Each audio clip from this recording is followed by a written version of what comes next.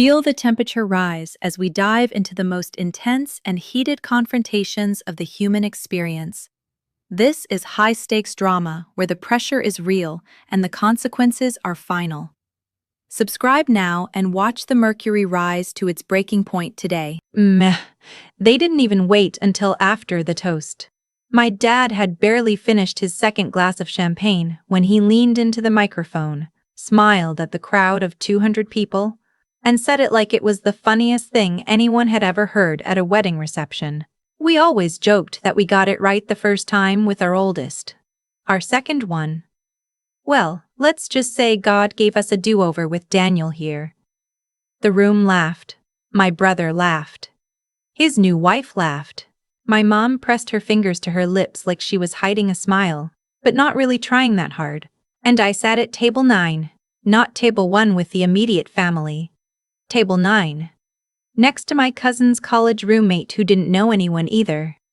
And I felt every single one of those 200 people turn and find me in the room. The daughter they were laughing about. The do-over, the mistake that came before they got it right. I didn't cry. I want you to know that. I didn't give any of them that. I folded my napkin, set it on the table, picked up my clutch, and walked out of the Harborview Ballroom in Newport, Rhode Island, in my dusty rose bridesmaid dress that my mother had chosen because, as she put it, the color would balance out how I looked next to my sister-in-law. I drove 4 hours back to Boston that night. I never went back. You have to understand something about my family before any of this makes sense. We looked perfect from the outside. Dad was a civil engineer, respected in our town. The kind of man who coached Little League, even though neither of his kids played baseball, because it looked good. Mom taught piano lessons out of our living room and wore her hair in the same neat bun for 30 years. My brother was 4 years older than me, broad-shouldered, easy with the joke. The kind of son that fathers introduced to their colleagues by saying, "This one." I was the other one. It wasn't always something they said out loud. For most of my childhood it was quieter than that. It was the way my science fair ribbon got moved to make room for my brother's hockey trophy on the mantle. It was the way my parents talked about his college applications at dinner every night for a year and asked me once, briefly, if I had figured out my plan yet. It was the way my mom would say when I got a 92 on a test, "Your brother used to get hundreds in that class," not unkindly, just as a fact, the way you might mention the weather. I spent most of my teenage years trying to close the gap. I joined student council. I got a part-time job at 16 and saved money because I had somehow understood, earlier than I should have, that I was going to need to fund my own future. I applied to 7 colleges and got into 5 of them, and when I showed my mom the acceptance letters spread out on the kitchen table, she said, "Oh good," and went back to unloading the dishwasher. When my brother got into his one school, my dad took him out for a steak dinner, just the 2 of them. I don't tell you these things for sympathy. I tell you because by the time I was sitting at table 9 at my brother's wedding, I had already spent 26 years learning exactly where I stood in my own family. The toast wasn't a surprise. It was just the first time they said it into a microphone. I moved to Boston 2 years before the wedding, for a marketing job that I had worked extremely hard to get. I had a 1-bedroom apartment in Somerville with a radiator that knocked all winter, and a view of someone else's brick wall, and I loved it more than I had ever loved my childhood bedroom. I had friends. I had a routine. I had a therapist named Dr. Winslow who I saw every other Thursday and who had, over the course of about 8 months, gently helped me understand that what I grew up in had a name. I was doing okay. Not perfectly, but okay. After the wedding, I blocked my parents and my brother on my phone. I didn't do it dramatically. I didn't send a long email explaining myself. I just did it the way you'd close a window when it gets cold. Quietly, practically, because the alternative was worse. I kept living my life. I got promoted, I started running, I turned 28, then 29, then 30. I spent Thanksgivings with my friend Carla's family in Connecticut and Christmases with my college roommate in Chicago, and it was fine. It was better than fine. What I didn't tell people was that I still thought about it. Not every day, but sometimes I'd be in a meeting at work, and someone would make an offhand comment about their family, and I'd feel it again. That specific weight, the one that lives somewhere between your sternum and your throat. The toast. The laughter. Table 9. My therapist called it a wound that had been left open. She was not wrong. 5 years after the wedding, on a Tuesday in October, I got a text from a number I didn't recognize. It's Aunt Marianne. I got your number from your cousin. Please call me when you get a chance. It's about your mom. I stared at my phone for a long time. My Aunt Marianne was my mom's older sister. She was one of those people who existed in my memory in small, warm flashes. The smell of her perfume at Christmas. The way she always slipped me $20 and told me not to tell my mom. We weren't close. She wouldn't have reached out unless something was real. I called her that evening, sitting on my couch with a glass of water I kept picking up and not drinking. She told me my mom had been diagnosed with early-onset Parkinson's disease. They had known for about 6 months. My mom had made my dad and my brother promise not to tell me apparently. She didn't want to bother me. Those were her words. Reported back to me by my aunt in a careful, gentle voice. She didn't want to bother you. I sat with that for a minute. How is she? I finally asked. She's managing, my aunt said, but it's progressing. And I think she wants to see you. She just doesn't know how to ask. You know how she is. I did know how she is. I did know how she was. That was the entire problem. I didn't call back right away. I want to be honest about that. I sat with the information for almost 2 weeks, going back and forth in a way that I think only people who have complicated families will really understand. Because here is the thing that nobody tells you about cutting off toxic parents. It doesn't stop you from loving them, or some version of them. The version that was possible, the version that maybe, in a different life, would have introduced you to their colleagues with the same warmth they introduced your brother. I talked to Dr. Winslow about it. She didn't tell me what to do. She asked me what I would need in order to go, if I went. What conditions, what boundaries, whether I could hold them. I made a list. Not because I'm a list person by nature, but because I needed to see it in writing. I was not going to apologize for leaving. I was not going to pretend the wedding didn't happen. I was going to stay for a week, help get a care plan in place, and then I was going to leave again. I was not going to let them rewrite the story. I drove down to Newport on a Friday. I hadn't been back in 5 years. The town looked exactly the same, which felt almost offensive, like it should have at least had the decency to change a little. My mom answered the door. She looked smaller than I remembered. Not dramatically. She hadn't wasted away or anything like that, just smaller, the way people look when you haven't seen them in a long time. And the image you've been carrying in your head was from years ago. Her hair was still in its neat bun. She was wearing a cardigan I didn't recognize. We stood in the doorway for a moment. You came, she said. I came, I said. She stepped back to let me in. She didn't hug me. I didn't reach for her. We had never been a family that hugged easily, and 5 years of silence hadn't changed that particular architecture. The house was the same furniture, same photos on the mantel. Still my brother's hockey trophy, still his college graduation portrait in the center, a photo of his wedding that I had not been consulted about hanging near the stairs. I was in exactly one picture on the walls. A family photo from maybe 15 years ago. The 4 of us at Nantucket, where I was standing slightly at the edge of the frame. I put my bag in my old bedroom and stood there for a minute. Someone had replaced my old desk with a sewing table. The shelves where I'd kept my books were empty. That was fine. I was not there to feel things about shelves. My dad was harder. He came home from work that evening, set his keys on the counter the way he always had, and looked at me standing in the kitchen like I was a weather system he hadn't been expecting. Rachel, he said. Hi, Dad. A pause. Then, I'm glad you're here. I nodded. I didn't say I'm glad to be here because I wasn't going to lie. I was there because my mother was sick and because I was capable of separating that fact from the accumulated history of everything else. I was there because I had made a list and I was going to stick to it. We ate dinner that night, mostly in silence. My mom's hands shook a little when she poured water.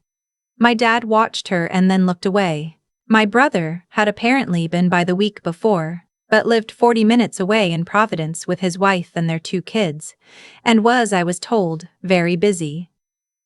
That detail landed somewhere quiet and hard in the back of my mind, and I left it there. After dinner, my mom asked me to sit with her on the back porch.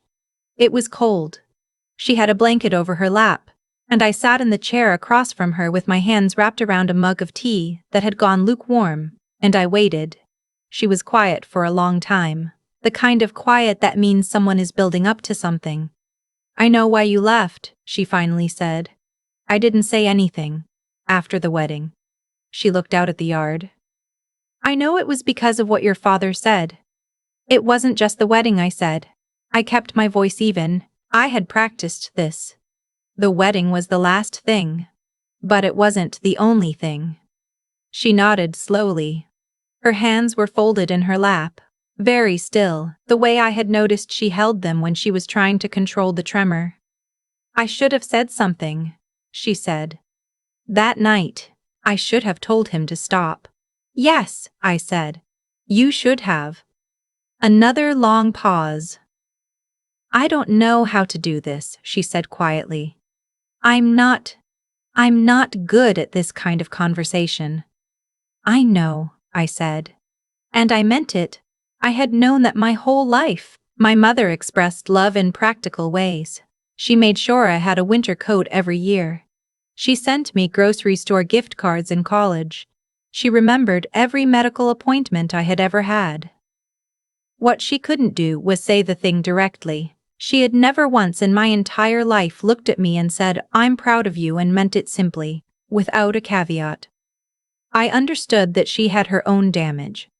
Dr. Winslow had helped me understand that too. It didn't erase what happened. But it was part of the picture. "I need to say something to you," I said. "And I need you to actually hear it, not to respond, not to explain, just to hear it." She turned to look at me. "I spent my whole childhood feeling like I was the child you got wrong," I said. "Not because I was difficult or failing or making bad choices, just because I existed in the wrong order, or I reminded you of the wrong person, or I wasn't easy in the way that he was easy." And that did something to me. It took me years of therapy to even name what it did to me. And the wedding. Dad saying that into a microphone while 200 people laughed. That was the moment I understood that it was never going to change. That I had been waiting for something that was not coming. My mom's eyes were wet. She didn't say anything. "I'm not here to punish you," I continued. "I'm here because you're sick and because, despite everything, I'm not someone who can ignore that. But I need you to understand that coming here doesn't mean the things that happened didn't happen. It doesn't reset anything. I'm here because I chose to be here. Not because I owe you this." She pressed her fingers to her mouth. A gesture I recognized. She did it when she was trying not to cry in front of people. "I'm sorry," she said. It came out small and compressed, like it had been waiting a long time in a tight space. "I'm sorry, Rachel." I looked at her. The woman who had been my mother for 31 years. Who had made sure I had a winter coat. Who had stood in the reception hall and laughed at the microphone. "I hear you," I said. I didn't say I forgive you because I wasn't there yet. I didn't say it's okay because it wasn't. But I said I heard her because I did, and because sometimes that's the only honest thing available. I stayed for 8 days. I helped my parents set up a consultation with a neurologist in Providence. I made spreadsheets. I'm a marketing manager. Spreadsheets are my natural language. With medication schedules and appointment reminders and a checklist of home modifications they should consider over the next year. I cooked dinner 3 times. I fixed the broken drawer in the kitchen that my dad had apparently been working around for 2 years. My brother came by on the 5th day with his wife and their kids. He walked in, saw me, and stopped. We hadn't spoken since the wedding. He had texted me once, about a week after, a message that said, "Hey, hope you're good," which was possibly the most insufficient text message in human history, and which I had not responded to. He looked like our dad. He always had. Broad-shouldered, easy with a smile, the kind of man who fills a room without really trying. "Rachel," he said. "Hi," I said. His wife gave me a hug. She was a kind person. I had always thought that about her, even when everything else was difficult. Their kids ran past both of us into the backyard without looking up. We ate lunch together, the whole family, for the first time in 5 years. It was uncomfortable in the specific way that family meals are uncomfortable when there is a large, unaddressed thing sitting in the middle of the table. My dad told a story about a work project. My sister-in-law asked me about Boston. My brother passed the bread and didn't look at me. After lunch, while the kids were in the yard and our parents were resting, my brother found me in the kitchen loading the dishwasher. He stood in the doorway for a second. Then he said, "I've been wanting to talk to you." "Okay," I said. "I know that, what Dad said at the wedding." He stopped. Started again. I should have said something. Right then, I should have said something, and I didn't. And I've thought about that a lot. I turned around and looked at him. He wasn't a monster.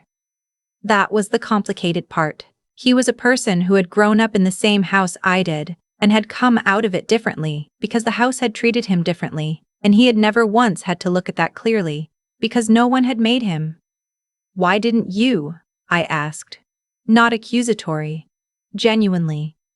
He exhaled. "Because I didn't want to make a scene at my own wedding." "I know," I said. "I understand that. But I want you to know what it felt like to be the scene you were trying to avoid making." He was quiet. "You got a steak dinner when you got into college?" I said. Oh, good. That's just one example. There were 30 years of examples. And that night, at your wedding, I finally understood that I had been hoping for something from this family that wasn't available to me. And I had to leave. Not because I was dramatic or too sensitive, because I finally respected myself enough to not sit at table 9 and laugh along. He looked at the floor. Then back at me. "I'm sorry," he said. "I know that's not enough."